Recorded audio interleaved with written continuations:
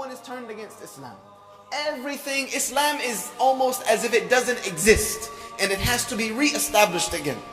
And there will come forward a people who will re-establish the deen from almost nothing. But they will not have revelation descending upon them, teaching them and guiding them every step. They will not have a prophet to run to and say, Ya Rasulullah, what do we do? Sallallahu Alaihi Wasallam. They will be doing it based on what is left, the Quran and the Sunnah. So these people's reward has been increased by Allah. Wallahi, we live in these times. Because you can go even to the most populated Muslim country you want.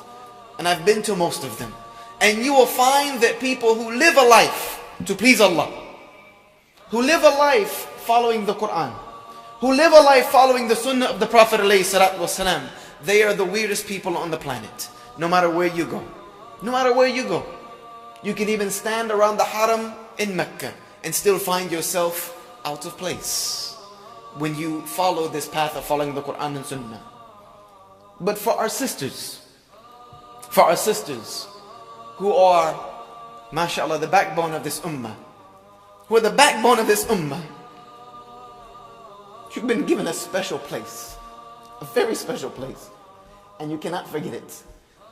Because Allah subhanahu wa ta'ala chose especially to give you statuses higher above anything that had ever been given to anyone else.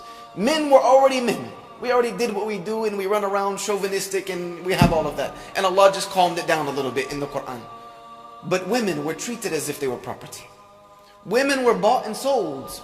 Women were buried in the sand out of disgust.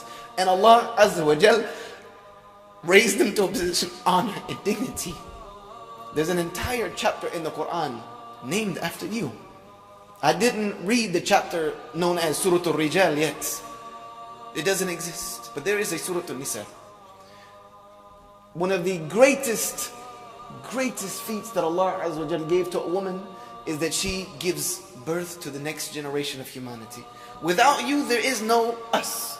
And Allah Azza wa Jal proved through Isa alayhi salam that He doesn't need us to make another one of us.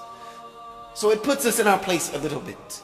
But sisters, not only are you more than half of this ummah, more than half, you will become more than 2/3. But you are responsible for the other half. You raise the rest. So you have a very dignified and prominent role. You have a very dignified and prominent role.